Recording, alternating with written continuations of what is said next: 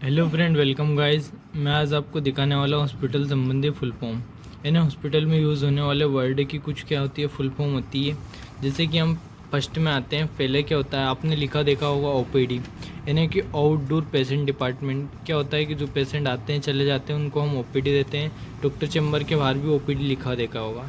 IPD लिखा देखा होगा, इंडोर पेशेंट डिपार्टमेंट।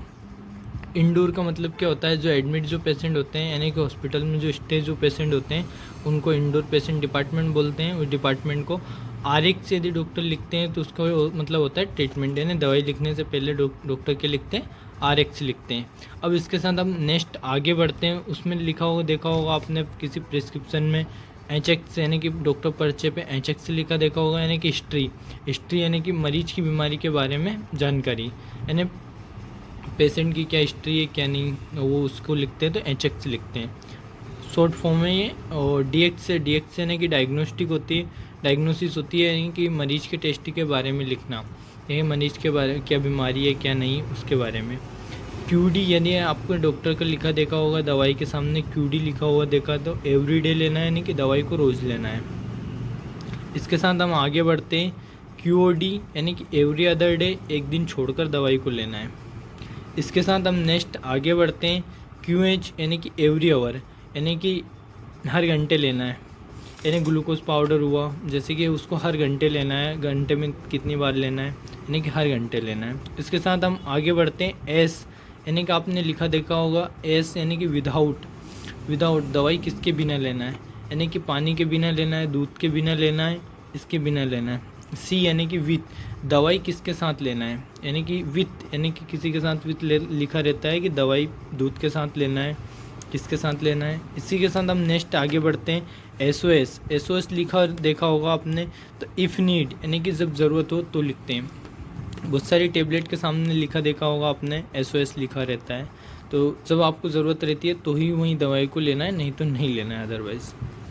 इसी के साथ हम आगे बढ़ते हैं। अब हम आते हैं एसी यानी कि बिफोर मेल। एसी का मतलब यानी कि दवाई के आगे अगर लिखा देखा होगा एसी यानी कि बिफोर मेल, खाने से पहले लेना है। और पीसी यानी कि लिखा देखा होगा तो आफ्टर मेल लेना है, यानी कि खाने के बाद लेना है।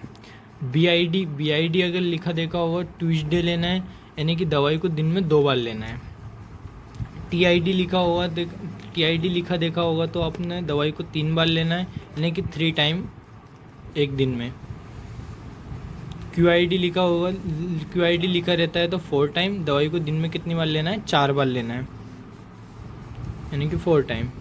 ओडी, ओडी का मतलब होता है दवाई को 1 टाइम लेना है, यानी कि दिन में एक ही बार दवाई को लेना है। टीडब्ल्यू, टीडब्ल्यू लिखा देखा होगा तो 2 वीक, यानी कि 2 हफ्ते में एक बार लेना है।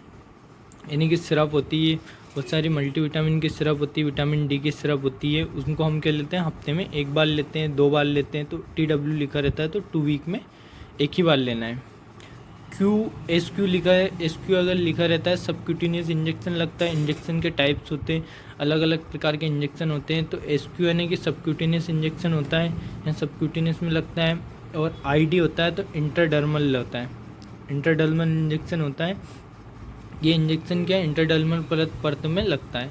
आईवी होता है तो वो होता है इंट्रावीनस, यानी कि इंजेक्शन वेन में लगता है। जो इंट्रावीनस होता है यानी कि वेन का जो इंजेक्शन होता है और उसको आईवी लिखते हैं। और आईएम यदि लिखा देखा होगा तो होता है इंट्रामस्कुलर, यानी इंजेक्शन जो होता है वो मसल्स में लगता है। कहाँ पे, मसल्स में। इसी के साथ हम नेक्स्ट आगे बढ़ते हैं। आपने लिखा देखा होगा Q4H, यानी कि एवरी 4 आवर्स में दवाई को लेना है, यानी कि हर 4 घंटे में देना है। कोई सी भी दवाई हो Q4H लिखा रहता है तो एवरी 4 आवर्स में दवाई को लेना। 1 TSF लिखा होता है, 1 ट्रांसफून लेना है, यानी कि 5 ml दवाई को लेना है, यानी कि 1 चम्मच दवाई को लेना है, यानी कि सिरप जो होती है उसको 1 चम्मच लेना। RTX यदि लिखा देखा हो तो उसका मतलब होता है रेडियोथेरेपी, यदि रेडियोथेरेपी देते समय। CTX लिखा हो देखा तो उसमें उसका मतलब होता है CTX का कीमोथेरेपी। IX लिखा रहता है तो इंडिकेशन होता है, यानी कि इंडिकेशन मरीज को क्या सुझाव दिया गया है, क्या इंडिकेट किया गया है।